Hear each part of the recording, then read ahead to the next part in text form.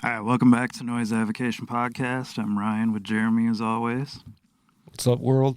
At the time of recording this, it's not Thanksgiving yet, but by the time you hear this, it will have been. So hopefully everybody had a good Thanksgiving. Hopefully we had a good record store day. We'll see when we get when we move forward Right. the next week. It's always funny talking in the future, but in past tense, kind of. But anyways, I don't really have anything extraordinary to tell you guys right now. I don't think Jeremy does either. I do not. It's the end of the year, so there hasn't really been a whole lot of new and exciting music news. But there is a lot of cool releases coming out from like some of these indie labels that we've been doing. And here today we're going to be talking with Steve from Heroes and Martyrs, who is a label based in New York. And if you listen to the Suffer No Fools episode, it's the guy who put out their last album, or their last little 7-inch that he did. That flexi Yeah, single type thing. yep. And then, he's done a bunch of other stuff, like with Moral Pollution, Hard Feelings. No and Warning. No Warning, yeah. And so definitely go check out his Instagram, which will be in the episode description, and give him a follow. Follow Suffer No Fools. Check out the other bands on his label, and stay tuned for like what he has coming up within the next few months and going on into next year. So, Jeremy, unless you have anything else, we'll just jump into the interview with him. Tune in, man. Tune in. So we have Steve here from Heroes and Martyrs Records. Steve, thank you for jumping on the show. We appreciate it. Yeah, no problem. This is the first time we've really gotten to talk to you, man. So how's it going, first and foremost? It's going all right. Can't complain too much. We heard about you from, the Suffer No Fools release, but also like Dan from Coalition talked about you guys when we interviewed him a while back. He mentioned you, and he's always reaching out to us about people to interview or like up and coming projects and things like that. So like he kind of brought you to or at least to my attention. Yeah, Dan I love him. He's my boy, and without him I wouldn't be where I am right now. Like there's so much I owe to him, even in the short time that I've been doing stuff. So Dan's a fantastic person. How did you meet Dan? I met him when I did my first label back in the early 2000s, Martyr. I did a split for Holding On and Coalition. So that's how I met, the guys in Coalition. right. I knew the guys in Holding On. And they're like, hey, we're going to do a split. You want to do it? I was like, yeah. And I was like, who with? They're like, oh, we got our friends Coalition from Michigan. And then I just kind of got linked up with those dudes. And then I just kind of kept in touch with everybody. Ah, okay. So this is Heroes and Martyrs isn't your first rodeo then? Nah, it's number 2. Number 2. When did you first start the other label?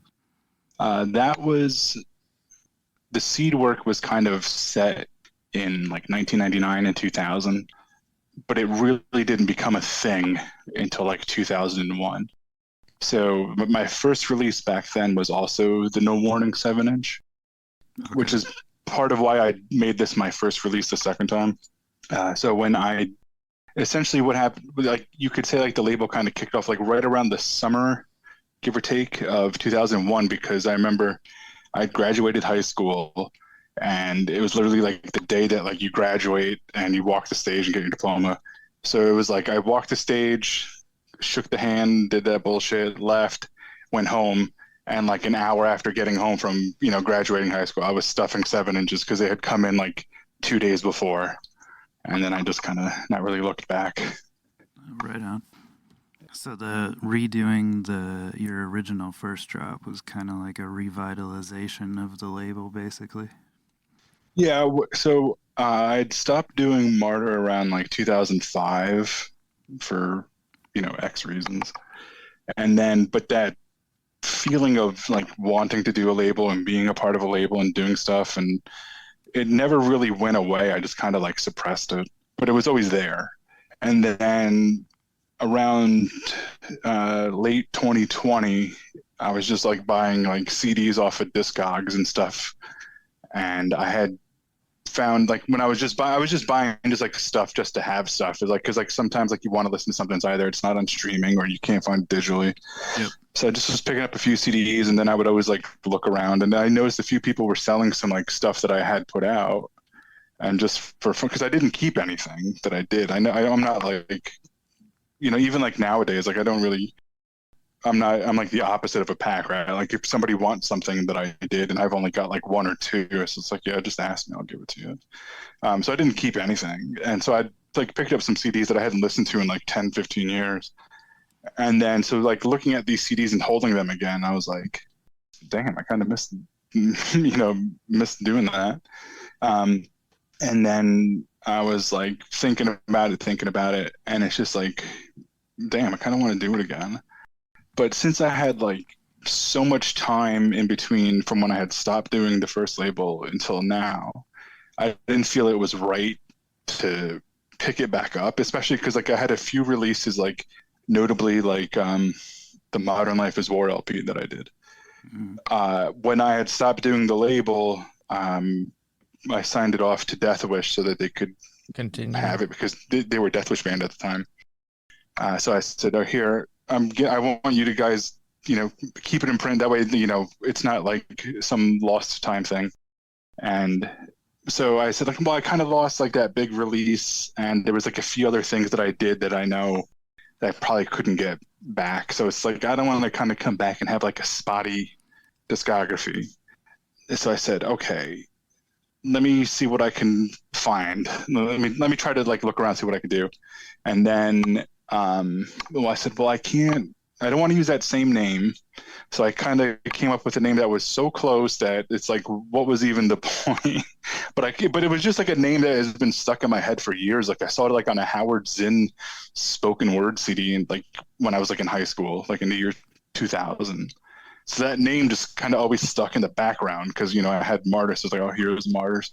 So it just kind of always like lingered about. And then I was like, all right, I'll call it this, even though it's like very similar to like what I was doing.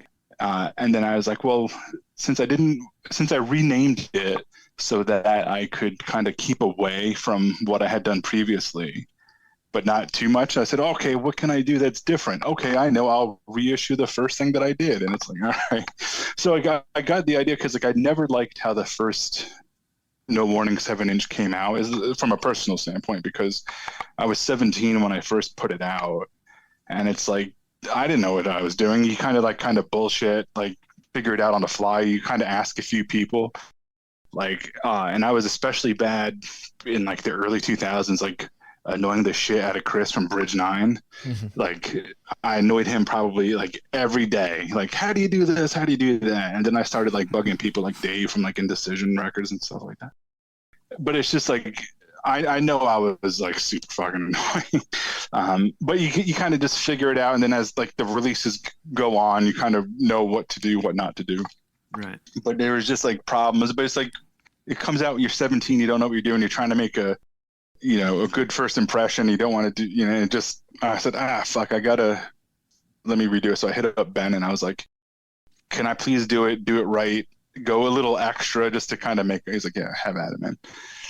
So that was why the first one was the No Warning 7-inch, because it was kind of more of like if I'm going to come back, like I want to come back after like 15-year gap with a statement of like, this is what it should have been and this is the quality that I expected every time and what you should expect going forward type of thing.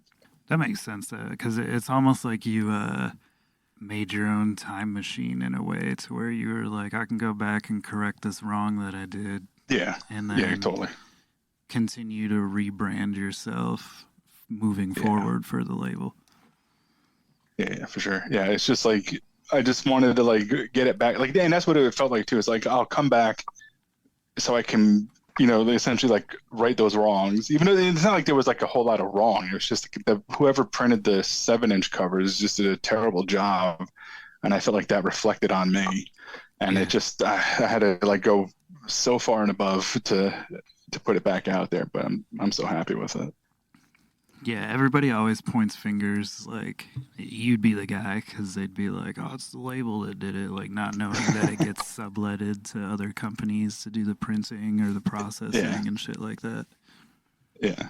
Like I said, I was like 17. So it's like, if I knew what I knew now then, I would have, certainly handled it differently. But it's like you're, 17 and I'm still like, still figuring out life, let alone trying to figure out like how to run a label, so I didn't quite know what to do. But now it's just pulling out all the stops and Yeah. going to town.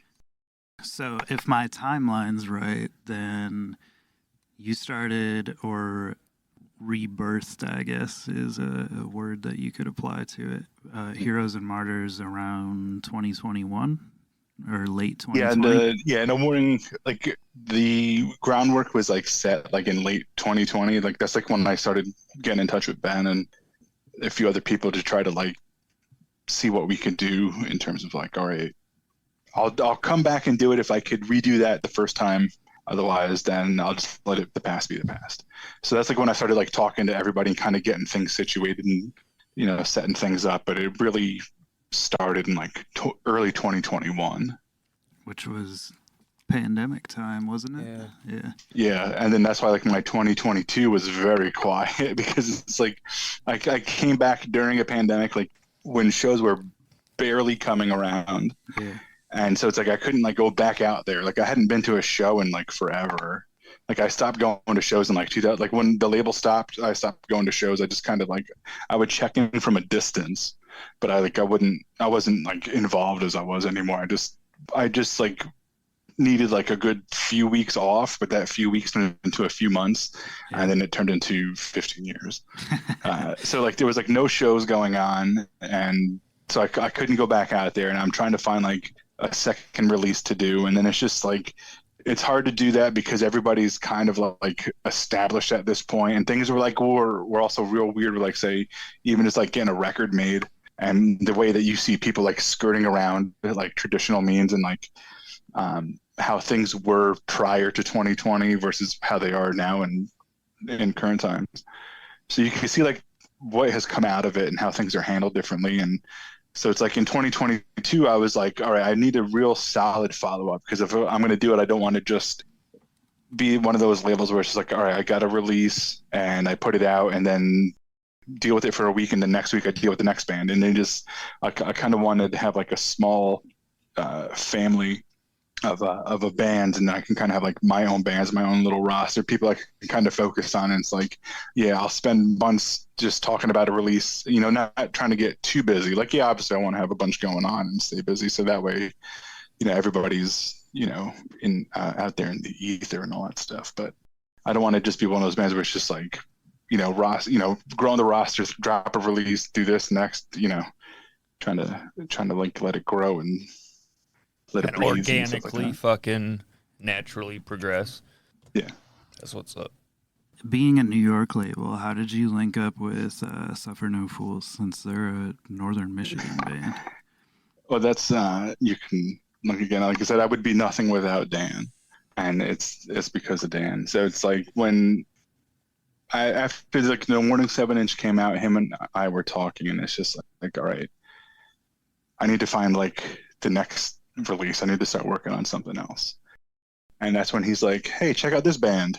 And I was like, this band's great. And that's how I got set up with Big Deal. And then one day he's like, hey, do you want to do this release?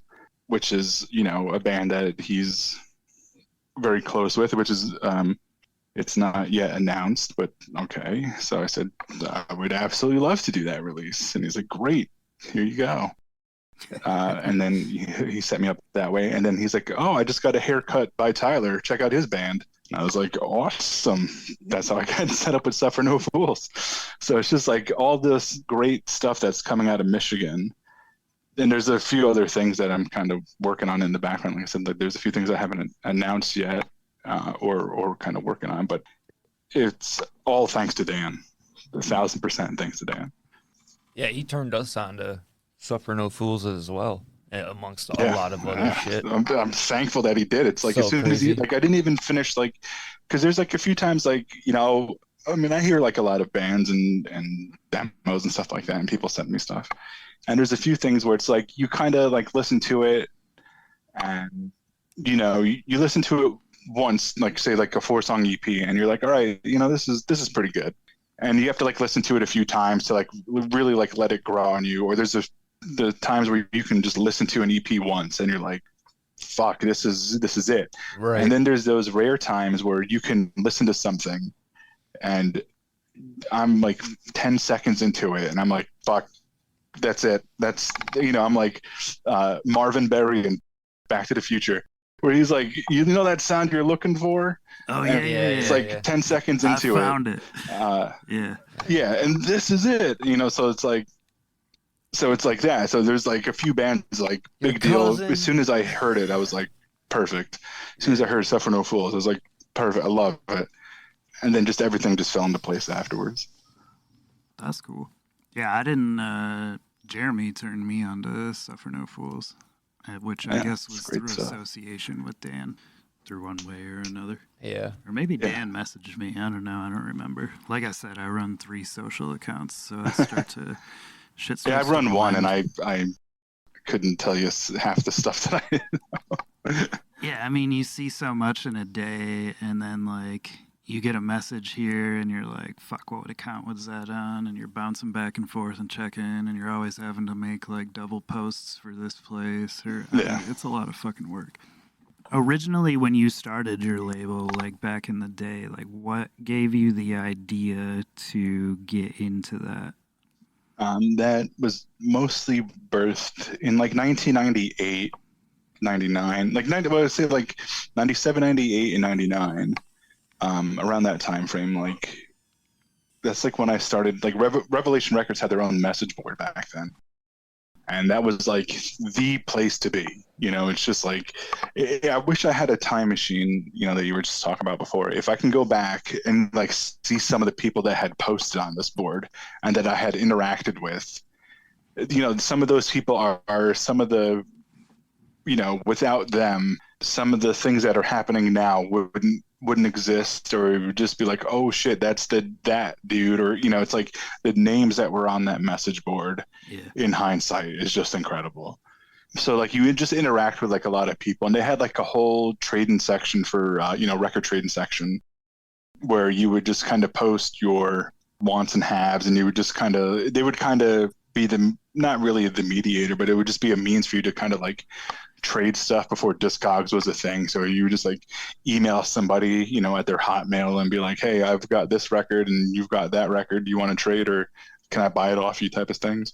Yeah, that's and I met awesome. some of like the greatest people in my life through that message board and through that record trading. So I was probably, what was that, like 14, 15, 16 around that time. So I was just like really like, the whole like second revival was kind of going on in like 97, 98, where like Revelation was just like, commanding it, with like their 10th anniversary and stuff like that. So it's just like, I was into vinyl pretty big at that time, just trading records and stuff like that. And I always thought it was pretty cool. And then it just was like, it would be cool to like put out one, because like I'm a guy with no rhythm. So like I go to shows, I don't mosh, I just stand in the back. I can't sing or play an instrument or do anything, but like I just wanted to be like involved. And so it's like, I want to put out a record.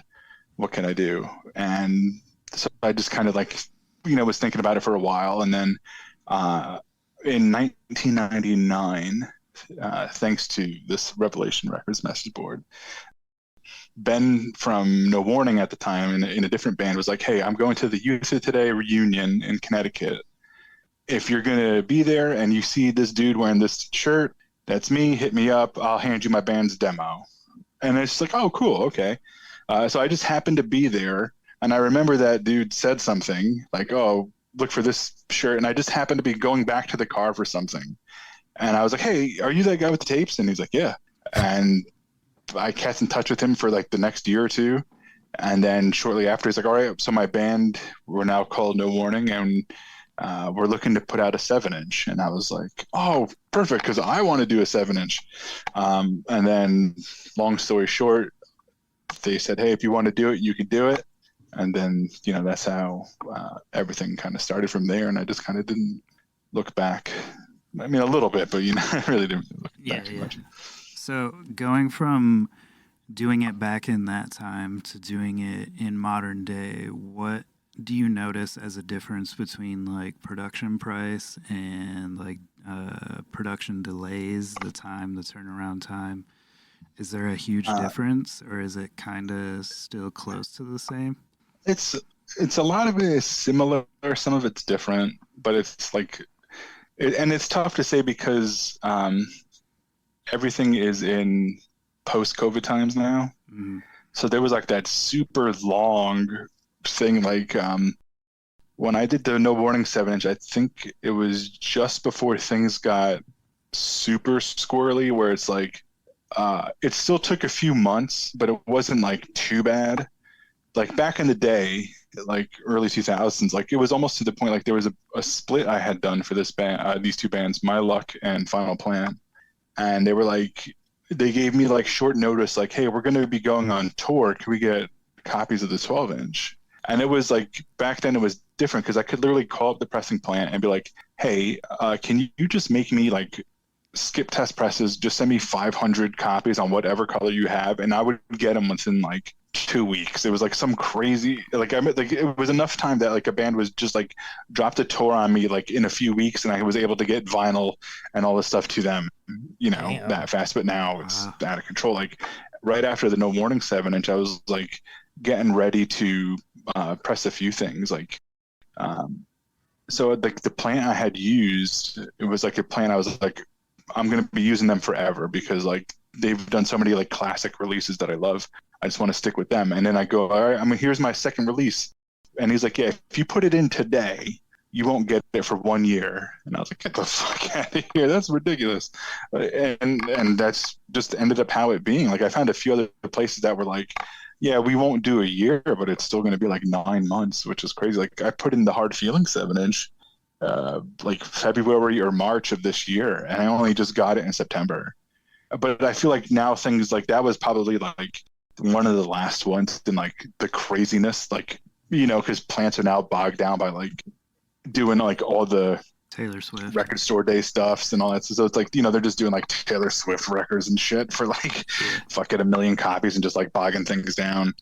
But now that things have kind of like worked their way out, like it's not too bad. Like I put in the Big Deal LP like a month or two ago, and I should have it probably like next month. So it's not too bad. It's coming down quite a bit from where it was, and things are getting pretty quick. Like I'm putting in another record probably like within like the next week or so, and I would imagine I would have it within 2 months. Like it's the turnaround time is improving greatly. Yeah, that's a lot But better in terms of than like a what, year. I'm sorry. What was No, that? you're good. I was just saying that's a lot better than a year. Jesus. Because Oh yeah, it was like when he told me that I was like, you have to be joking. He's like, no, either put it in or get the fuck off the phone. All right. yeah. Well, I kept noticing that shit happening. Like, okay, an album would come out by just any artist, and like since I own a record store, I would get people that would be like, "Oh, this just came out. Like, when you gonna have the records?" And like for a little bit there, it would be CDs would come out right around release date, and then Yeah. the vinyl would follow 4 to 6 months down the road. And now I don't know if, since the ease of production is getting a little better, if it's starting to kind of go back on track, or if bands started making their release date be kind of revolving around the production date of when it's going to be ready, or how that actually works now. But it seems like a lot of things will be out on release date now. But for those like pandemic years, like once we were able to open again, it was very like you had to continuously explain to people like, yeah, I know that you can stream it. I know that it's out right now, but I cannot physically get it until 4 months down the road. And for a while, it would be like, by the time I did get it, people were fucking sick of the album already at that point, or they were over it, or they didn't Yeah. want it anymore. Or they're just like, oh, I don't need it, or they change their mind. And I'm like, well, fuck, now I'm stuck with all this extra bullshit. Yeah, and I know there's like a few releases that I had heard about, like say like Restraining Order. I think like they had like that recorded and ready, and just like from the time like they recorded it to like it actually came out was like a year. But Triple B is good with that, where it's like, yeah, they wait till they get everything in and then make the announcement, which is like what you try to do and stuff like that. But there's been a few releases like, that are just kind of just waiting. Yeah. And you just got to just like wait and you kind of like, oh man, I can't wait to tell you, I know that this is coming, but there's just a few things that you just got to just wait, and this sucks. But what's the turnaround on like cassette tapes and shit now that's kind of blowing up? Yeah. And like CDs and tapes, like, those like take like no time, of course, back in the day, like those would take like, the few weeks to a month. And then like now, like I did a reprinting on like the No Warning tapes, and it was hilarious because like I put in the order like Friday morning. I was like, it's just a repress. I'll get them in like 2 weeks or whatever. Uh-huh. I put it in Friday morning. I had them delivered on Monday, and I was like, wow. I noticed they're already on the web store or whatever. Yeah. Oh yeah. No, I've had those for a grip, so it's awesome. That is crazy that it flip-flopped roles, though, because, and I really think, like, I say this all the time, like, it is pressing plants redoing all the legacy artists, like the Beatles and the Rolling Stones and Fleetwood Mac and that shit. Like, there's already millions of copies out there.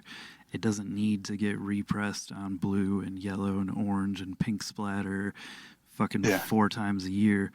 When you have other bands that are trying to get their music out there and actually like wanting this, and you got Taylor Swift backed up the Beatles and the Rolling Stones, which was crazy because I've never would have expected that to happen. But both of those recent releases that just came out, the allocation for like from my distributors on it was awful, and it was mostly due to Taylor Swift, or what I assume was due to Taylor Swift. Yeah. Because every time she comes out with a record, it's 4 variants, and there's fucking 150,000 copies of each variant on the low end, and it's just absurd. But it's funny because, like, in like 2002, to talk about Revelation again, like they were doing a thing. If you were like on their mailing list, they would email you and be like, "Okay, we're going to be doing the final presses of things." So it's like, I forget what order they came out in, but it's just like all of a sudden something would come up and be like, "Oh, the Gorilla Biscuits record, it's the final pressing, 500 copies on red, would sell right out." This, it was like the Chain of Strength came out like on, say, like gray, X amount of copies would sell right out. And those were intended to be the last pressings. Yeah.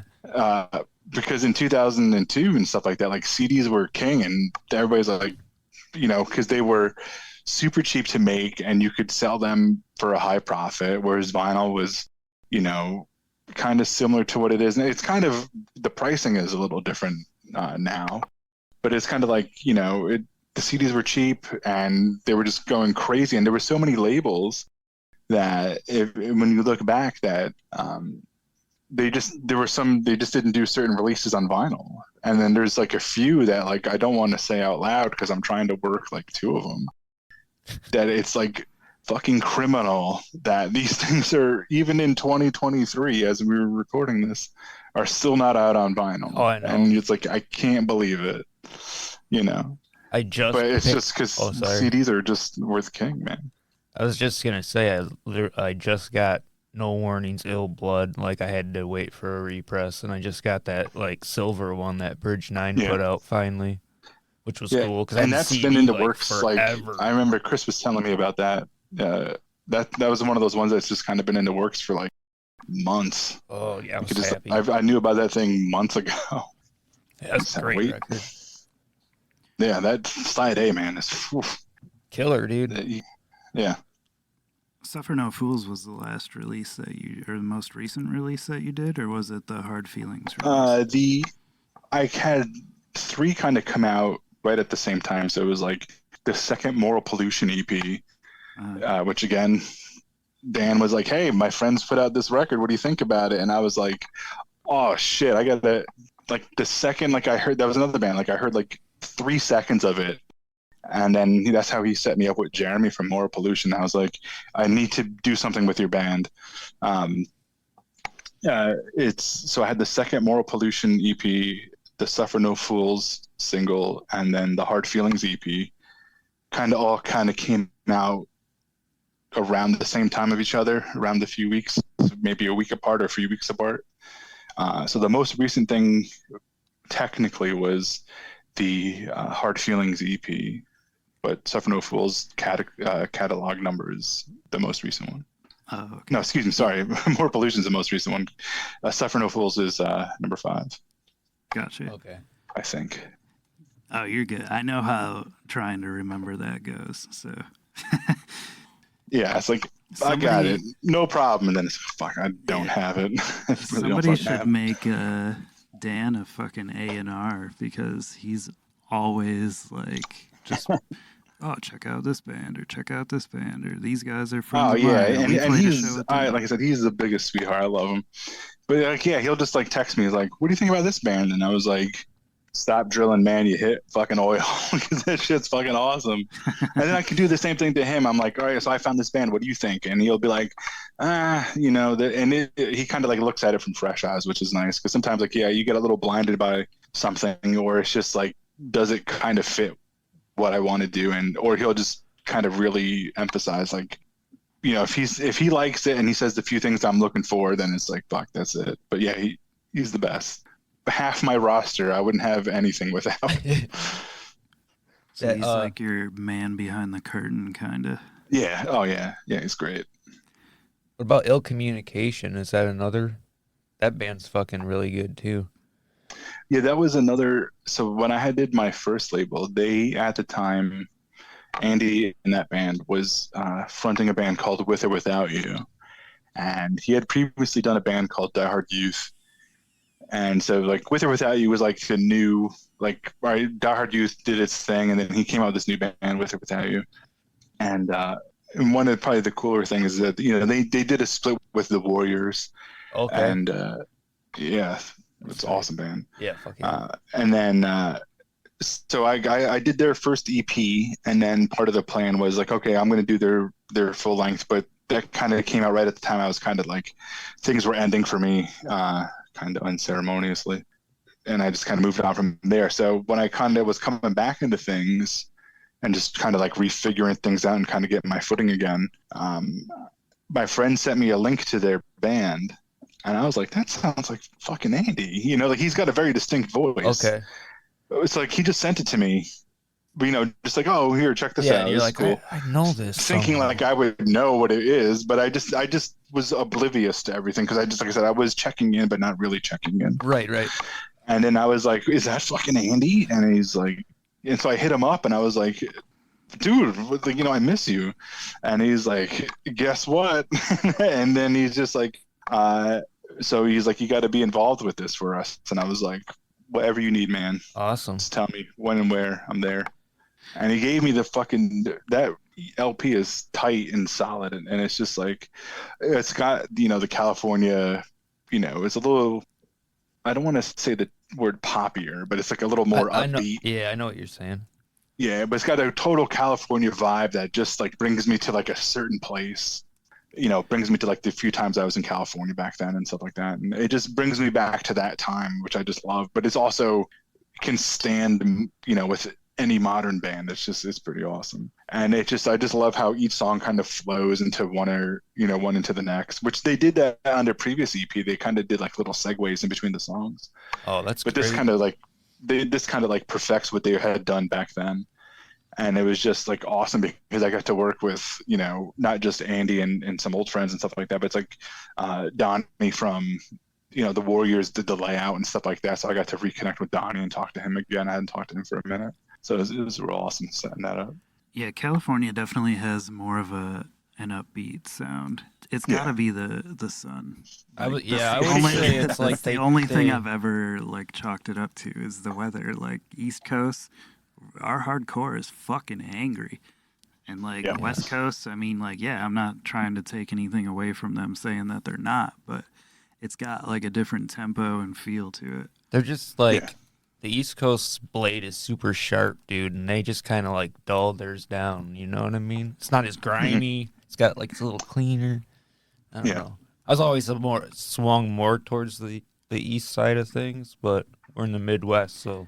Well, it's either the sun and the weather or the they've had legal weed for way longer than the East Coast has. So, I mean, a combination of all three. But then, like Drain, same thing. Yeah. Yeah. They're exactly. That was a good example. So you weren't in any bands yourself then, or were you? No, I don't have Musical I'm chops. too white and too lame to be in a band. Like, I don't have the rhythm. I can't keep a tempo. Like, I could hear something and be like, that's fucking awesome, but ask me to do it and you're going to get fucking a pile of shit.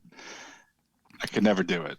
Yeah, I feel that. I was the same way. I tinkered a little bit, but never really went anywhere with it. And then, so I'm doing my part by selling records and running a podcast. So yeah, totally. Like I said, I want to be involved. Like, what can I do? Like, all right, I could facilitate a bunch of shit. Yeah. let me do it. Oh, I've played in bands, but you're never gonna hear any of it. I'll make sure of that. What originally drew you to hardcore music in general? I was like one of those ones that came up through metal. So I had somewhat younger parents, and they were the prime age of hair metal and shit like that. So they were all into all hair metal stuff of the early 80s and mid 80s and stuff like that. So as that kind of progressed, and I kind of was always around that. So it's like my dad would be like, fucking Ozzy, great fucking, does he have so it's a like I was always mullet around and a metal bandana and shit, and he's like, fucking yeah, dude, crew. Yeah, Fuck exactly. yeah. It's like, just he would literally pick me up from third grade just listening to Judas Priest. So it's and he was not discreet about it, which is awesome, but it's also at the same time you're just it's cool when it's somebody else's parent, not yours, type of thing. Dad rolls so I was always around that. Lover. And then I just kind of came up into, as you kind of hit your middle school age, I never had that stereotypical big brother to kind of be kind of guide you.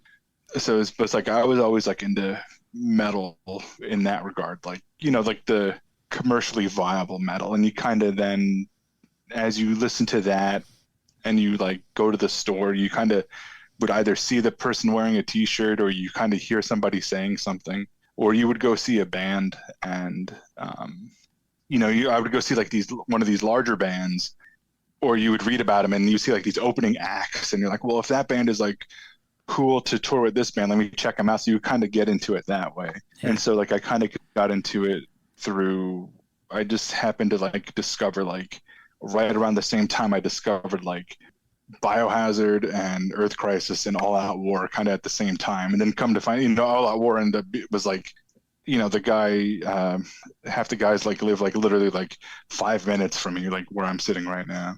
So they've been very much of a local band my entire life. And they were also one of the first bands that I ever saw. And so it's I kind of came up with, through it that way. It's my first show was in late 95 or 96. I forget when. Oh, right. But it was So how old are you? I'm about to turn 41. Oh, okay. I'm 38, because I didn't get hip until 99, 2000. So Yeah. And I was pretty young at I had to bum rides for the first few years of going to shows. So I couldn't I couldn't drive. I didn't. I wasn't old enough to get a license. But the first show that I had went to was Earth Crisis and One King Down. Oh my god, dude! Damn. So it's I've seen Earth Crisis, but fuck, dude, back then with One King Down. Yeah, it's. And that's my interest. So it's you see you start off with the bigger band, and you kind of take little baby steps down until you kind of find your stride and your rhythm. So it's I think of Black Sabbath and some of that harder stuff, and when I was just going into middle school, and then it kind of slowly progresses into Earth Crisis and stuff like that, and then that you go see Earth Crisis, and then it's oh, this band One King Down's opening, and then you're what? Blown the and it fuck just away. Goes on from there. Yeah, it's wild. Yeah, it's all the association bands basically. You figure. Yeah, and then you just I said, you just kind of and then One King Down's another band that I owe like they helped me like open my eyes to so much. So like I had a friend at the time who knew them. So I would go to a show and, they would talk and stuff. So I would kind of just be around, and I would kind of like knew them indirectly as like a little kid. So I had the chance when I was in 11th grade, the summer between 11th and 12th grade, I spent that summer just doing merch for One King Down. So Shut it's like the front door. So it's like, just a few years before I go to my first show, see this band, and then like Couple years 4 later, years you're later, selling. I'm being asked like, "Hey, do you want to come go around the entire country with us?" That's awesome. Okay. And it was like on that tour, especially, where it's like, I got to see things a little more so. So like, You did a Bill from One completely King different Down. fucking angle. You know what I mean? Yeah. So Bill from One King Down works at Equal Vision, and he's worked there forever.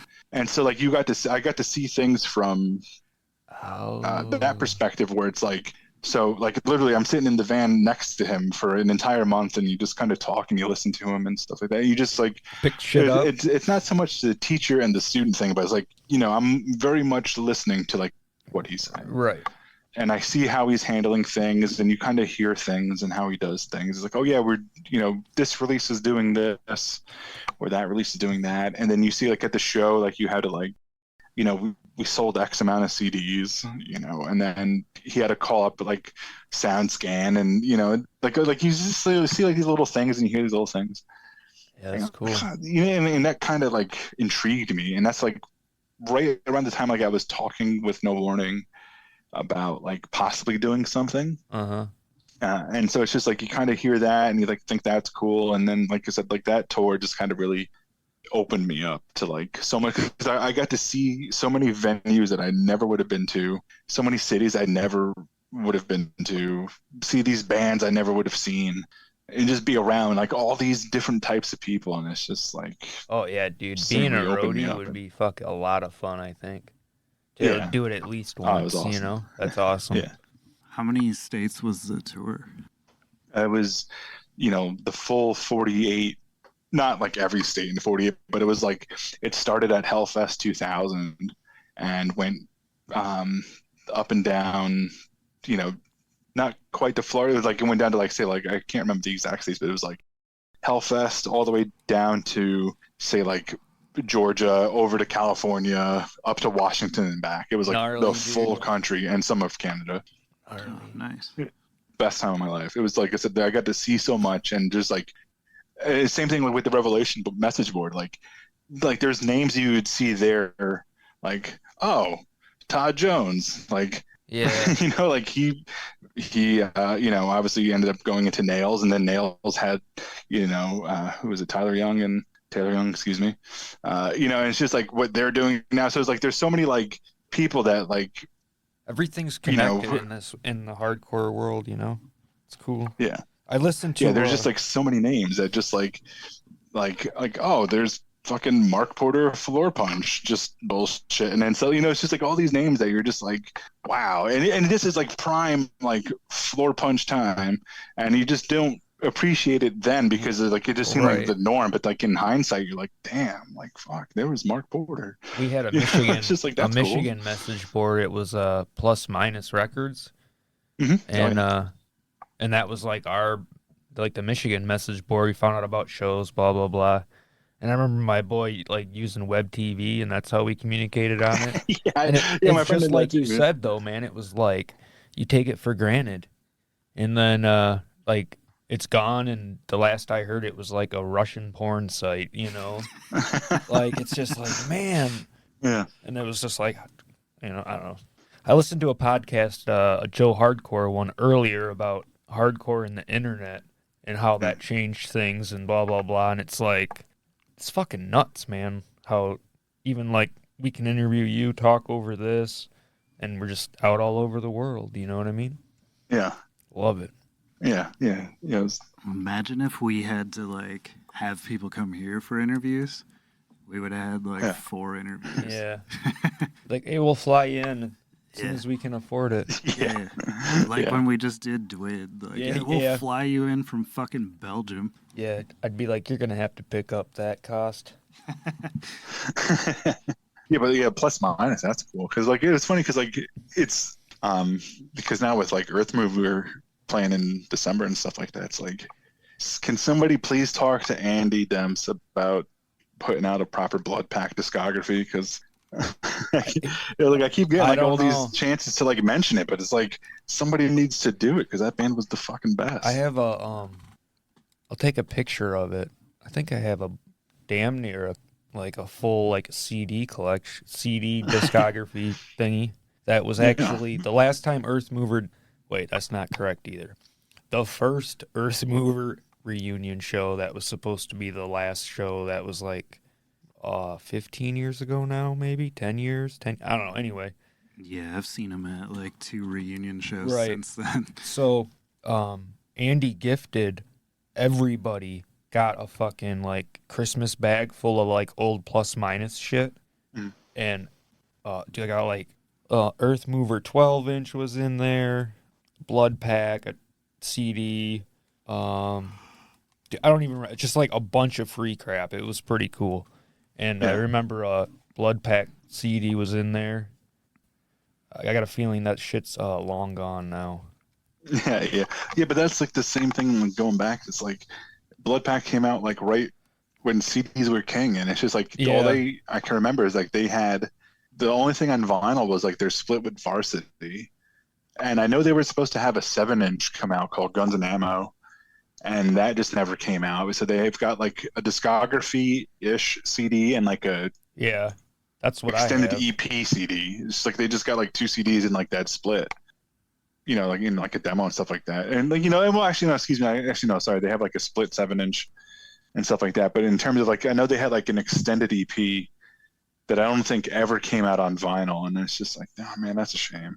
But it's like, they're another band that like, if they had a proper, like, they're just fucking the best. Many. Like, Face Down is another band I fucking really dig. And like from Windsor. That did splits with like Earth Mover and shit. I've seen some of those Earth Mover, like Death Carved in Every Word. I've seen pop up in like Japan and shit, like in spots that you would never really expect it to. Weird. Because if you look on Discogs for it, and this was like a while back when I was looking for it, and I found one in Japan, one in Germany, and one in I think like Brazil or something like that. And it's just bizarre because I know there's like a big community of people over there that are into it, but it's just crazy when you think of bands that like, I mean, we're a little bit north of Detroit, so it's not local to us, but it's local to Michigan. So just to like move that far is crazy. Yeah, it's insane. And it's like that band Culture, a band from Florida, from the United States, you know, kind of came up in that metal time through hardcore. And if you look on Discogs, like all their stuff can only be found in like Europe, or like they crazy countries. It's man, like I know.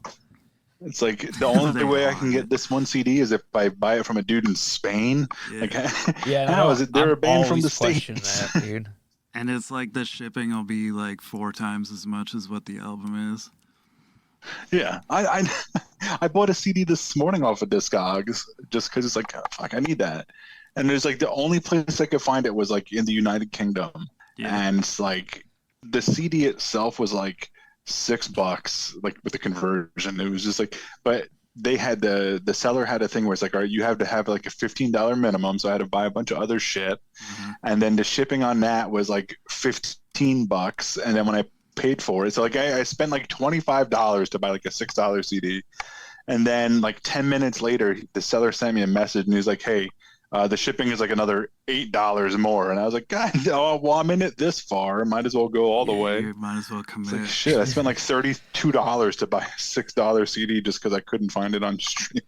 Yeah, I hate paying shipping. Like I've been spoiled through the record store because like I can ship fucking 200 records for $2. So when I'm like, oh, I got to spend fucking $12.50 on shipping for one record. I'm like, this is bullshit. And like, I mean, I'll do it, and I understand. Like, I ship online all the time, so I understand that it's all part of the business. But once you get spoiled with wholesale prices, and you get spoiled with like wholesale shipping, which is often free, if not like a few dollars, Yeah. and you're like, why the fuck do I want to spend this much on that for? So I've found myself a lot of times like, I'll be like, oh, this record's $30, cool, don't mind spending that. And then like I get the shipping and it's like 16, and I'm like, yeah, fuck you, I'm not buying this. Yeah, and there's a few things like say like from my perspective where it's like since I've put out records and CDs and tapes and all that stuff, it's like for what like you'll see people like selling test presses and you know test presses are pretty coveted and stuff like that, which I get because like back in like you know high school especially like if I had the chance to get like a test press, especially of like a record that like I wanted like and loved, I would go crazy like but like after a while like you find out like to you know so when you press a record and they sell you test presses like you know X amount of dollars to make you know is factored in for test presses like say like $200. Yep. And if you want extra test presses it's like an extra $2 a record. So ultimately like test presses cost like in the scheme of things like nothing. So it's like how can I sell like you see some labels sell it, which I fully get. I just can't do it because I'm afraid that somebody's going to yell at me and be like, "How can you charge that much, you son of a bitch?" And it's like, what? You know? And so I just can't sell that. That's why, like now, when I make a record, like test presses are limited to just 8 because I only use them to just like test the record, like how you should, and then I just give them to like the band. With the exception of like one record I'm doing next week, the band asked me to make 10, so I'm actually making 12. But other than that, like every record I could do is just 8 test presses. And then like when you see like how much like those cost or just like a regular record costs, and it's like, oh, I've got, you know, 300 hard feeling 7-inches like literally next to me as I'm talking right now. And each one of those cost me like $3 to make. It's like, how can I then like, I feel weird like buying a record that's like $20 and when that cost like I know how much it costs and it just is like not that I don't want to spend the money but it just feels like no but when you see the guy behind the curtain like you already like you know the business behind it, so it's almost like it doesn't ruin it but it like sets things into a certain perspective where you're like, man, I know what you paid for that thing. Like, do I really got to pay like fucking $40-$50 for this record that cost you like $6? And I think probably like my mental patient rambling that I was trying to get to, it's like, so because like I know all that and I've seen all that back end stuff, it's like, so like limited versions, like that's something that does not affect me anymore. Yeah. Like I used to go crazy for like, oh shit, this band is going on tour or they got this color. I know the true difference between like if a band puts out like say I'm trying to think, I can't think of a good example because I'm fucking brain dead, but it's like if a band put out 1,000 records and nowadays there's just like no more black, right? Everything is a color. Yeah, it's so almost let's harder say like to find the thing black. nowadays is like 1,000. You know, they press 1,000 and there's, you know, some on 100, you know, 100 on this color and 200 on this color and 500 on this color. Yeah. That 100 is no different than the 500. It literally is just like, hey, press and plant, can you just make 100 on this and then 500 on that? Like there's no, it's literally like, all right, they made this 100 and now they're making that 500. Like, yeah, there are fewer of them.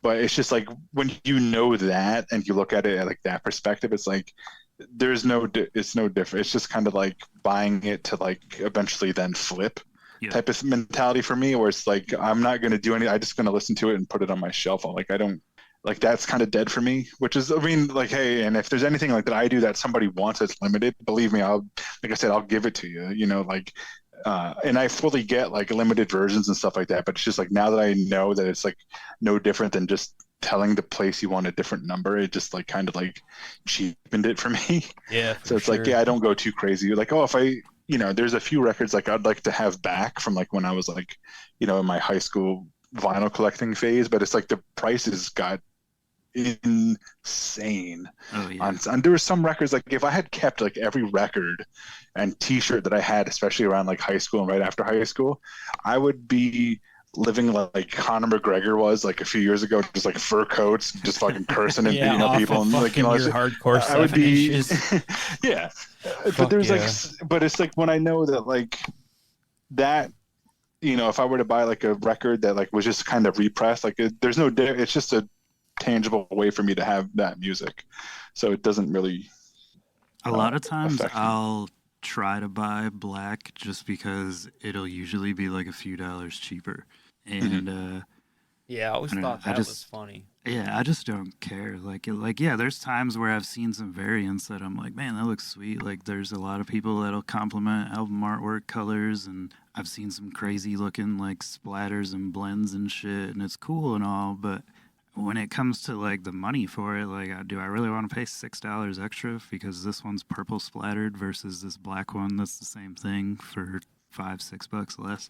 Yeah, and but I should also, you know, follow this up with like when Mindforce's last record came out, I bought so many copies and like every version possible because I'm just love that band. Absolutely love that band.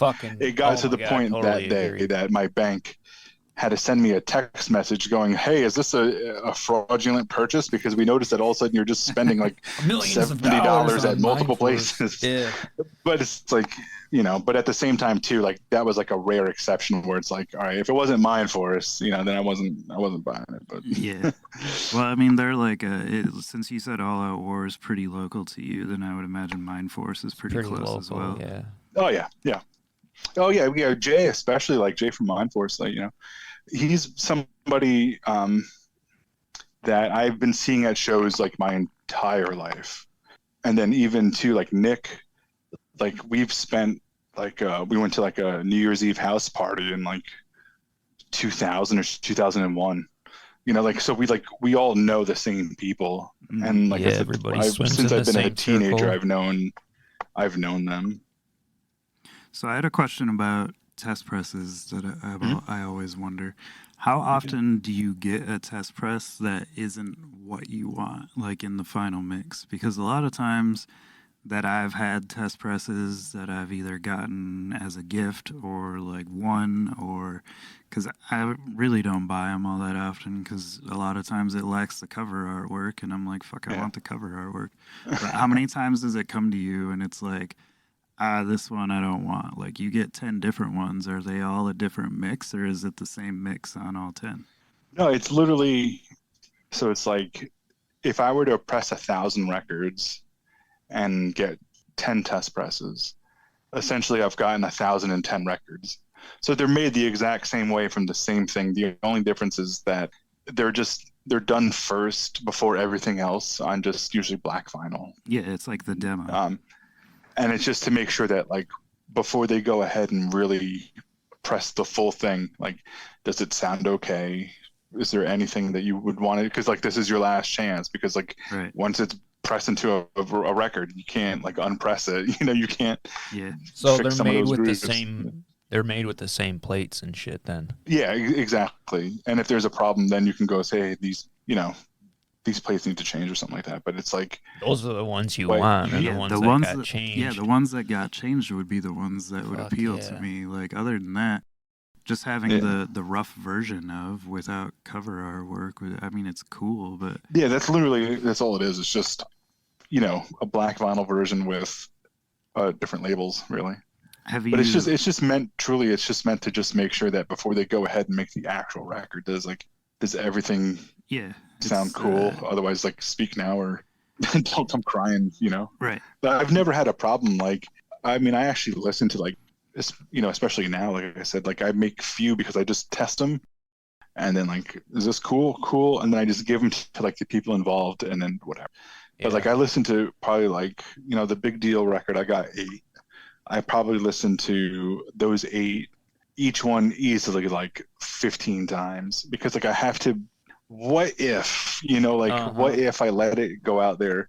And there was something like I had to test it, and it's just like, am I chasing something that exists, or am I so paranoid that like I hear something that doesn't exist? Yeah. So like I had to like verify it with like some other people, and they're like, no, you're just shut the fuck up, you're paranoid. Right. All right, cool. Because but Do you like go across and test it on different turntables and stereos, or do you just use like the same one each time? no, I use the same one, but it's like I'm just like hyper focused on it. Yeah. Because like, oh, if it'll pass my turntable, then it's like, all right, I know it'll pass like 98% of like the communities. Right. I mean, obviously, I'm not going to compete with some dude, some audiophile who's got like, a $400 weight and all this stuff. Like, but it's like if it passes mine, then I feel real good because I know that like, I've got like the good upper mid range stat. What are you running? Cool. That's something I've never. I mean, I've got a Technics that I've had it now for like 25 years, but it's just like so reliable. Like a Mark II, like a 1200. Is that what you're saying in Technics? Or like FG Servo something. Oh yeah, I know what you're talking about. There's one sitting right in front of us right there. But it's reliable. It's like it's got everything I need. It does it perfectly. Everything sounds as good as it did back in 1998 for me. So it's just like I just kind of update it every so often, put like a new cartridge or put like a new stylus. Get a new one of those or like the new what's the fucking thing? Like the rubber the thing to like spin the thing. Like I'm so fucking no, and underneath it like kind of like moves the gears. There's like a belt. Oh, it's belt driven. The belt. It's just the belt. The belt. Yeah. Yeah, fucking no, that would come out eventually. I don't know, you said Technics, so and my Technics doesn't have a belt. It's like all motor driven. Well, they have little gear teeth inside of them a lot of times. But yeah, depending on which Technics you have. But they are, I will say, like, I have 1, 2, 3, 4, 5 different turntables. And the one I run at the store is a Audio Technica, which is just like a mock-up version of the Technics. And I will say, like, those are the best for playing 45s because it's so quick to just pop it on and off. And then, like, Jeremy and I both have a Project Spirit turntable that it has, like, a slower startup speed. Like, it's not quite as quick and snappy as what the Technics is. So it's dead fucking silent. Oh, yeah, it's dead silent. It's a great turntable, but I don't like it for playing 45s because it's so much, like... You gotta hold the fucking button down, then pop it off. This is great. Like I just put it on and go. Like I said, so it's like I know if it passes because mine's like it's bare bones, but I don't feel it's bare bones. It's just like it's everything I need, nothing I don't type of thing. And it's just like I listened to it a few times because like when you press a record too, like you kind of get like those little, you can get kind of like little fibrous stuff in between. That's the way usually like when you get a record. After like the first few listens, like it'll sound a little bit better because you kind of get like some of that shit just from manufacturing. Like you can't kind of avoid it type of thing. Yeah. So I'll listen to it a few times. I'll try to use like a cloth to kind of like remove some of this stuff and the static and really like sit there and just like focus on every word, every note, and make sure that what I can end up giving is like the best quality possible. Most definitely, man. I would struggle. Do the same thing. I would struggle with that. Like being nervous that it was fucked up because I'd be like, like eyes you bloodshot, fucking. Oh my god, dude. Fuck, like looking for a problem. That's what I mean. Like there was something like I problem. thought I heard on something, and it was just like. Kind of like, did you hear that squeal, real dude? thing, or am I just hearing it because I'm just like so hyper focused? It's like your furnace kicking on in the background or something, and you're just like, what was that? Sound like a dog barking? And meanwhile, it's like my dog's like, please fucking feed me, man. Yeah. Oh shit! There's some guy cutting his grass on this record. Oh, never mind, it's my neighbor. Great. Yeah, I never actually until you said that. I never really put that into perspective and thought about it. Like I would definitely be hyper aware of trying to make sure there was no mistakes. So anyways, Steve, I did have one more question that I thought of earlier that I forgot that I just now remembered again. So yeah, what's up? When you are choosing like color variants for 7 inches and stuff that you're pressing up, like do you just kind of at random just pick them from the distributor, or do you have an idea going in mind, like what colors you want to do? Because I seen like the Hard Feelings 7-inch is kind of, you did like a crazy blend of different colors for that one, and then some are solid colors, some are splatter colors. Like, is there a process that goes into that, or is it just kind of at random? It's ultimately it's like up to you, right? And that's what I was saying before, like with like limited editions and stuff like that. Like, it's literally no different than me just calling up like, hey, I want this on this color, this and that color. Yeah. The way that I do things now is a little specific, maybe a little annoying. So when I first did the No Warning 7-inch back in 2000, 2001, vinyl was way different back then because it was almost like going back out, like it was kind of like winding down. Like I said, come like 2002, like every big label was pretty much just doing almost CDs exclusively. Like, yeah, there would be certain releases that were like undeniable that would end up on vinyl, but then like after a while, like 2002, 3, 4, and stuff like that, like you would notice like a lot of labels just doing CDs. So at that time, like the whole label thing was kind of birthed from wanting to do, make a record based upon like record collecting. Yeah. And one thing I didn't have was an orange record at the time. And I was like, fuck, man, I've got all these records, all these colors, and back then, like, nobody was doing splatter and all that stuff. Like, it was just like marble or solid colors or transparent colors. It was just like basic. Yeah. So it's like, I didn't have like an orange record. And like, there was only two that I knew of, which was the Ensign 7-inch and the 97A 12-inch. Those were the only two things like I knew that were orange, but I didn't have them. And it wasn't as easy then to get stuff like, like I said, like for me to find it, I'd either have to go like on eBay, which was still kind of in its infancy, or I'd go like on the Rev trading board and I'd be like, oh, you've got the Ensign 7-inch on orange. Like, man, I want to get that. So when I went to go make the No Warning 7-inch, I called the plant up and I was like, I'm going to do 1,000. Can I have 100 on orange? And he's like, no, the minimum is 300. And I was like, but I really want to get 100. And he's like, I can give you 100, but you can't pick the color, and whatever you get, and I don't want to hear shit. And I was like, awesome. I hope I get a real cool color. And he's like, whatever. So cut to, I opened the box, like, what color did I get? And I got this fucking purple putty bullshit color. And that's part of like what I wanted to correct when I was doing things again. And then why the No Warning 7-inch now had 100 on orange, because originally, way back then, I wanted to do 100 on orange. And now you finally got to. Yeah, so I called the plant when I was doing it. I was like, I want 100 on orange. And no he's like, bullshit. No problem. And I was like, fuck yeah. Awesome. But now I turn that into a thing where it's like every release I do, it's like No Warning 7-inch, 100 on orange. Hard Feelings, 100 on orange. Big Deal, 100 on orange. The next few things I've got coming up, everything I do now is going to have 100 on orange. That's fucking because it's cool. like, I'm so pissed about that color that like, so like what Relapse does is like every record they do, they put 100 on clear. Yep.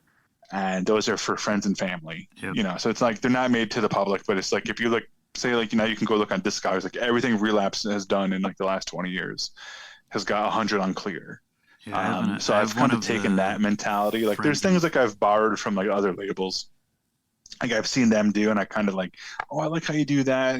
Kind of like, kind of get inspired by certain things. So it's like I turned that 100 on orange into like a thing based upon like one, not being able to do it, and then two, because Relapse does that where it's like they do 100 on just that color. That's not, except I make mine available. Yeah. Just like, from me, it's like I want some to like collecting within collecting. So you know what I mean? It's like not only do I want to collect Hero and Martyrs, I want to collect all the orange ones. Yeah. It's just like just a little something, and then like cool. Also too, like what I had done with Hard Feelings is like the pressing plant that I had used. Is a place in Ohio, and they do those wax mage variants, which are like those insane color combinations, handmade. Each one's a little more unique than the next. Like there's no two that are like the other one.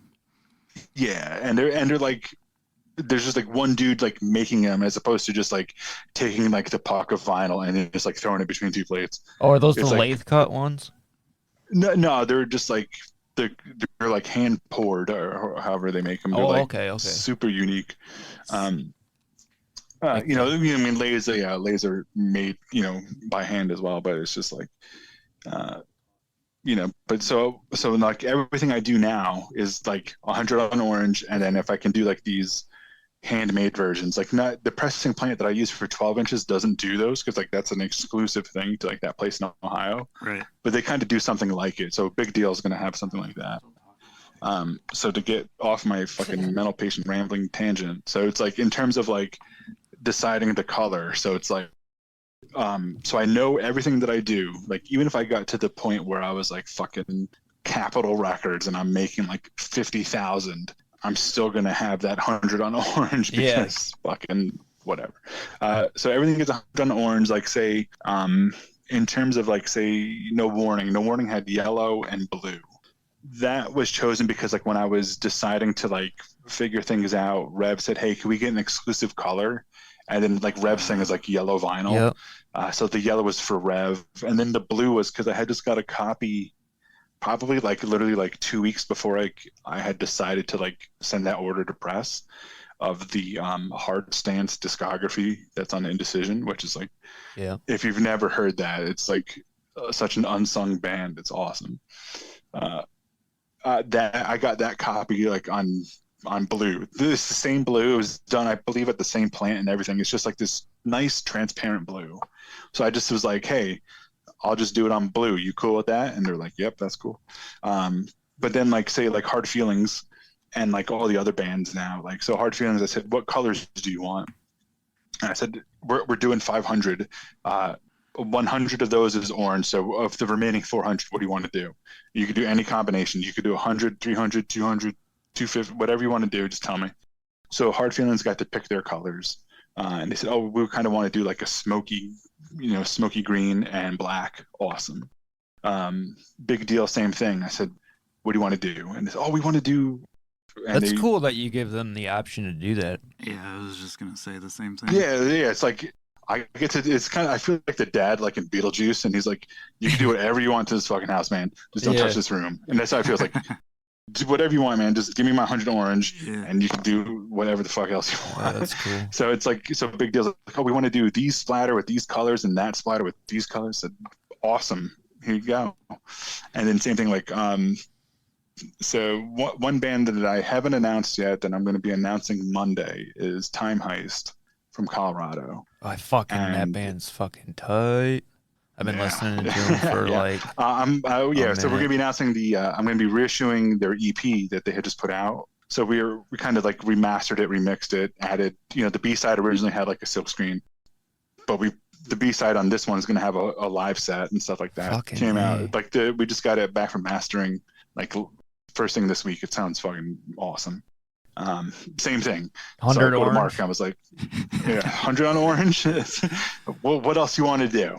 And he's like, ooh, cool. So we still have to figure out the one color, but one of them we're going to try to do is like based upon the original release of American Nightmare's background music, where they came out with the blood splatter version that was supposed to be like like a red X, but it kind of came out like a little more purpley. So we're going to try to do that and make it as maroon, kind of like that same thing where it's like try to make it a definitive X in the vinyl with black and maroon. So we're going to see what we can do there. But I said now, at least now that the way I do things is like either I'll do 100 orange and then whatever else you guys want. I got some other fun stuff. I want to put my name down on one of those. Earlier, I also put an order on the orange. I put any Time Heist. I thought you were talking about. And then I put an order in while we were starting this, so you can throw a couple stickers in there. Oh yeah, no problem. Time Heist. We're going to announce it on Monday. That's fucking awesome. Yeah, well, by the time this comes out, that'll have already been announced. So you'll be repressing them. You're not sending any spoilers out. I mean, like, there's a feel. Like, there's like so much, like there's just like so much like I want to say, you know, like I know there's like I've got like at least the next 5 things I know that I'm doing. That's cool. cool. Just like I don't want to say it now because like you know because it's like how we were talking earlier. Like I don't want to like I were talking like, oh, you got to wait a year. Yeah. Right. It just sucks. It's like, oh man, I just want to fucking You live tell you what I'm doing right now. Right. But that's also birthed from how we used to do things like in the early 2000s, where it's like, if you look now, I feel like, you know, things are different. Like they're the same, but they're different. It's like we kind of do the same things. Like if, you know, we'll send out a press release and we'll push things, but we now, you know, we meaning like, you know, labels and stuff, you'll see that they'll put out a release and like it's like, okay, now the record's out or the record's out in a month. But I feel like it used to be more in the, you know, I'll say early 2000s, where it's like you would put out a release like Martyrs signs Modern Life is War. Look for their record like in the winter or something like that. You know, you just put out a release for that and you would just kind of like associate the band and let it kind of grow. But like it's more common now to just like announce it all at once. Like Triple B, undeniable kings right now, undeniable. And what Sam is doing is just fucking incredible. Yeah, but you see what he did. Like he just announced a new band today. He just announced No Turning Back came back, and has got a record out. And he announced it that they were, you know, on Triple B with the release announcement, and you can get the record soon. Same thing. He just did the Colin of Arabia announcement. Same thing. That's like, that's what I was talking about earlier. Boom. About like every week, man, he's dropping something. Yeah, and it's fucking bomb. He's just dropping it down. All good shit. But that's like how you got to do it, because like we're in different times. Like yeah, I was grateful to be in a time back then where it was busy. You know, there was a lot of labels, but now it's like a little bit more cutthroat, and there's just more going on, and that's also because things are more accessible. Like yeah, we had the internet back then, but it's like now, like as soon as something happens, like I can find out within seconds, right, as opposed to where, you know, it would take minutes or hours or even days back then. Yeah. So it's like it's more cutthroat because everything's more accessible, so you're able to just deal with more things more often.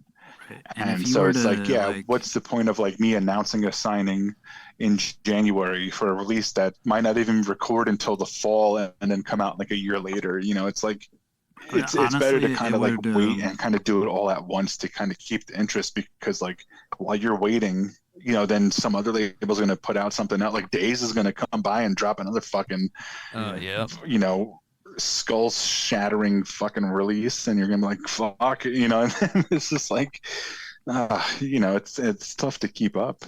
I mean, it's awesome because it's like, that's what you want. You want things to be prolific. And I was just going to say, like, shit. Yeah, I don't want to, like, you know, jinx it, but there's a lot of fucking. But if you have a release like say coming out in like November, like it would be almost bad business to announce it in January, because between January and November you're gonna have 5,000-6,000 more releases come out between all things. Yeah, the only thing that it's good for is just like it gets something out there and like kind of like, you know, puts it out into the like universe that it's like, oh yeah. But then at the same time too, it's like if there's nothing going on, you know, if there's nothing going on, then like who gives a shit? Yeah. But now it's like, so that's like the Hard Feelings 7-inch like just came out in September, end of September. But it's like they had recorded that January, early February, you know, up at Gate 4. So like we've had that waiting at the pressing plant for months. You know, if I had said like, oh yeah, you can get it now, or you could pre-order now, and then you have to wait 6 months, people would fucking punch me. You know? Like, there is the case. I'm sure this has happened to you. I know it's happened to Ryan too, where we pre-order shit and then like months later, it's like you get a package in the mail and you're like, what the fuck? Oh yeah, I forgot all about this. You know, it's back in the day, I had done a compilation 7-inch, and like I said, things were a little bit, you know, faster in terms of like manufacturing. So it was almost like you can, and certain labels are able to do this now. Like I can't do it now, or at least not yet. Where it's like they could pre-order, you know, they'll put out a pre-order 3 months before it's actually out, because you know using that pre-order to essentially pay for the record. Right. Which is like, I wish I could do that, but I'm just not at that level yet. So it's like if I put a pre-order now, it's like, so it's easier for me to wait to have everything because like I don't have, you know, the name again. Like I said, I'm still trying to regain my footing and stuff like that. So like I like to really wait and kind of do like the Triple B thing where it's like I get everything and then announce it, or I'll announce it like when I know definitively, like when it's like when it's the pressing plant is like, yeah, it's shipping, like, because they'll give you a heads up like, oh yeah, this is going to be shipping in like a week or two or something. So like, okay, you know, I can kind of base it off of that or something like that, where it's like, or CDs is like, you know, I deal with somebody awesome on CDs, my friend Brad, and CDs just literally now take just like a few days. So it's like, all right, I know I could trust that, but it's like everything's kind of just waiting on like, okay, yeah, the records are done being pressed and they're now going into like shrink wrapping and you know, getting ready for shipping. So okay, you know, you can kind of base things off of that. So like really like the release date and stuff, it's kind of, at least for the way that I do, it's like once I submit my approval for the test presses and like things actually go to press, like that's when I can kind of really like, okay, now we can say this is going to be the release date, or at least like the release time frame. And yeah, then as it gets a little bit closer, like then we the can time frame. Yeah, because like the longest thing, like the hard feelings, I felt bad. But like I said, like the place I ended up finding, like, because I went to one plant and they were like, yeah, it's going to be, if you put it in today, it's going to be 1 year. Holy They weren't kidding. shit. It was just 1 year. But when I found a plant that was like 8 months, and I was like, all right, that's better. You know, it's not, it still sucks, but you know, whatever. Yeah, it's 4 months, but, you know. Yeah, it was something, but it's just like from, I fucking forget. Like it was something like they finished it and we got the masters say like February, something like that. So it was like, let's say for sake of argument, I put in the order like March 1st. It was around there is like when I put it in. From like March until like July, nothing happens. It's just because there's just so much going on. But also within that time, they're also making the plates to press the actual record. Like that's like a lot of like the wait time. And then like once they get the plates in, then it's just is like you just got to wait your turn in the queue and then just make them within like a few days. Yeah. So it's like you're literally just sitting there fucking waiting, and it's just like, God damn, man, like, you know. So it's like, yeah, I just want to like announce stuff, but it's just like I don't want, like, you know, there's like one thing like I'm so fucking excited to announce, especially, you know, for Michigan. There's actually 2 back-to-back releases I've got coming out. And I just want to just like talk about them and like tell you like everything that we're going to be doing, because there's like one thing that we're going to be doing about it that I, knock on wood or fucking whatever, nobody's done it yet. At least not to like, all right, I should say like it's been done because I got the idea from seeing it, but like in terms of like hardcore, nobody has done it, or at least not to this level. Like there's similar things, but like I don't want to say, but there's like something that's, it's just kind of funny in a way, and I just want it to be like, can't wait to show people like what we're thinking, because it's so ridiculous, you know. Did you like, but in a good way, press some camo shorts into a record or something?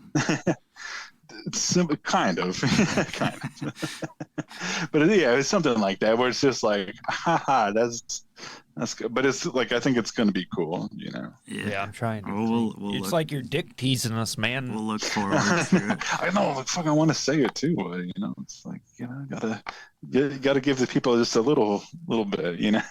But like, yeah, it's very much Michigan based. Awesome. So I have like one more question and then the question before we wrap things up, because I'm getting hungry. Yeah, man. And so as a record collector, because we don't always get to talk to record collectors on here, you would think we talk to more, but a lot of people seem to be like, yeah, I don't really buy the shit. But what are some of your like most prized possessions in your own record collection? Oh, that's tough, because like, admittedly, I don't have too many records anymore. Because like I said, like, because once you get to the point, at least for me, like, I know there's some people that still collect them. Yeah, I've got, I don't know, like, it's like looking at like my collection. There's just like, you know, I have certain ones for certain reasons, or I kept certain ones for certain reasons. Mm-hmm. And there's like one record I have. It's, you know, not anything special. It's just the first Adamantium LP on Maroon. I still like, I love that record because like I keep talking back to like high school. Like I feel like fucking Al Bundy trying to like relive his glory days. But it's like, but it's just like it was. There was just so much going on at that time. But it's like so the Adamantium record, like I've got that on Maroon, but it's because like I got that at that time, and it just was like another one, like one of the like those bands that like kind of opened things up for me. So it's like Indecision, when they were kind of like still not quite, but kind of still in their infancy, put out the Devil's Night 7-inch, was just a 7-inch of a few live bands that was recorded, like in October one night. Yeah. And it had like Ensign and Death by Stereo and Adamantium on it. So like I went to an Ensign show because, I'm on the East Coast and they're from New Jersey. And I got this record because I was like in that phase where it's just like any touring band that came by, I just bought everything on vinyl. Just gimme. I just fucking need it. And then I go home, and this record was cool because it was half orange, half black, which is like back then was just like, holy shit, they could do that, But now It's like, I can get a record filled with like fucking glow in the dark, liquid and shit. Like, you can get all this crazy shit now. Yeah. But so like I got that record, I listened to it, and I was like, fuck, Adamantium is fucking awesome. And then, then Indecision starts their meteoric rise where it's like, I discover Throwdown, the original Throwdown. Yeah. And then they just put out consistently for like the next 25 years some of like the best releases you will ever hear. What Adamantium are you talking about? From the Depths of Depression. Oh, okay. I have a copy of that, but it's a repress. And then I just got Traditions in like a couple weeks ago. I got a vinyl copy of that. I was pretty happy about. And then like a few other records, like I said, I don't have too many. Like I've got, just it's mostly just a few things that are just kind of like important for me, but like who gives a shit type of stuff. Like I said, like I love. That's what I was getting at with the question. Like I don't care if it's worth fucking $4. Yeah, I mean, there's $400. but there's nothing like exciting. It's just like I said, I don't have like too many records anymore because it's just because. But it's like like say like the Hard Stance discography, another phenomenal Indecision release. But and like that's a band like I feel like nobody talks about, but it's like it's got like early Zach De La Rocha before like Inside Out. It's like they were doing stuff in California like in the late 80s that like just didn't sound that's like so that, crazy to think about. Yeah. And it's like I said, it's just a fucking nice blue, and I just like it because it just looks nice, man. Just like you got this tangible thing and it just looks fucking cool. Yeah. If I had like again, to go back, like if I had every record that like I actually had my hands on and actually owned, I would have like probably like I wouldn't say the funniest story, but probably like a hilarious thing is so I had my friend Jeff, who was like this, he was kind of like one of the people that like helped really facilitate like my whole vinyl growth and stuff like that. So like I just found him through like trading on like that Rev trading board, and he would help me with some stuff, and because he was based out of Chicago, so he had access to like all these bands, and he worked at a record store and stuff like that, so he got like a lot of cool stuff. And just being a dude collecting vinyl, he had a ton of cool stuff. And what was cool to me at the time, coming up in the age of Rev, Victory, Equal Vision, and stuff like that, was like stuff that wasn't really like important to him, but it was like huge to important to me because like that's what I came up with. Like, right. Like I'm sure there's a band, kids now that are just like Days, Triple B, Streets of Hate, give it all the fuck to me right now. But where I'm somebody that's like, oh no, I want like turn of the century like Rev stuff because like that's like, he would hook me up with stuff, and he goes here, and he gave me a fucking dead mint Project X 7-inch, original Project X 7-inch. Like this thing looked like he got it like say in 87 and kept that shit in the vault and then gave it to me. But when I was trying to like really, grow the first label, like I said, I sold all my big records back then to like help pay for like say like the first No Warning 7-inch and like the first few things like I was really doing. And up until like I kind of got to like the Modern Life is War LP, like the first like 9 things, like I sold like all my records and shit just to kind of like pay for all that stuff. So one of the things I was doing, I was working on a comp 7-inch, and I was trying to get like all like the fucking hype bands at the time to like do just like, because it's like the same thing. Like a lot of the ideas that I come out with, like say like the orange vinyl and stuff like that, is just based upon things like I want, or things that I haven't seen, or I want, or or I want to do and stuff like that. Where it's like I want to put out a cool compilation 7-inch because I don't see too many of those that often. So I was trying to put one of those together. So I approached a singer of a band, and I was like, "Hey man, can I get your band to put out a song for me?" He's like, "No problem." And I said, I don't have money to pay you for recording. I'll give you this record, because back at the time, you have to understand this was 2002-ish. So like that Project X record, like, yeah, it was like $200. Like back then it's like $200, where whatever it is now, like I don't even want to look at what it is now, because I can't even imagine, dude. Yeah, I thought it was like, cool when they like put it out on CD like in 2000 and something, and I was like, it was like 2005 for time put it out.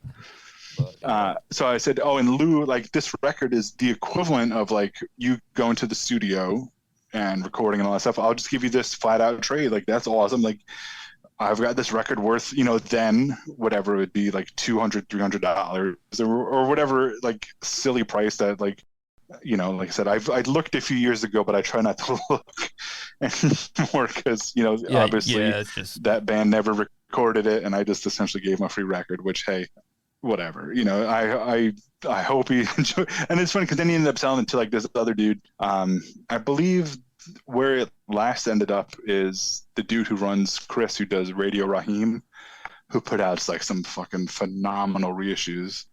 I think he was the last person to actually get it, because I sold it to a dude in Boston. So or not sold it to, I gave it to a dude in Boston. But like I said, that band never materialized, really did much. They did like a demo, but that sucks. But now I got that story, yeah. It's funny. But yeah, like in terms of like vinyl, like I don't have anything like super cool anymore, but it's like just a few things like I have. Those were all like, good. Oh, cool. Those were all good stories. I mean, I would rather you have told that. The final question. You listened to the Dan episode, so I believe we asked Dan this question too, if I remember right. Yeah, because he talked about The Cure. What's something that you listen to that people would not expect you to listen to? If you do. I mean, some people they like what they like and they don't venture out, but if you wake me up out of a fucking dead sleep, like I could be in a coma and you could shake me awake after fucking 10 years. Like, Steve, what's your fucking favorite? Pink Floyd's Animals. Best record ever made. I am not going to disagree. And I've probably listened to Frank Zappa's entire discography like 11 times over. So it's like, Pink Floyd's Animals and Frank Zappa is like any time of the day. But, then I start branching off like, all right, Depeche Mode, it's like, so like those are like my top 3 bands. Not speaking of hardcore, but it's just like, but like I said, if you wake me up, the newer put on your fucking favorite record. It's Pink Floyd Animals. That's cool. Yeah, I wouldn't have. Did you hear the newer mixed version? Oh yeah. Yeah. I just wondered. Yeah.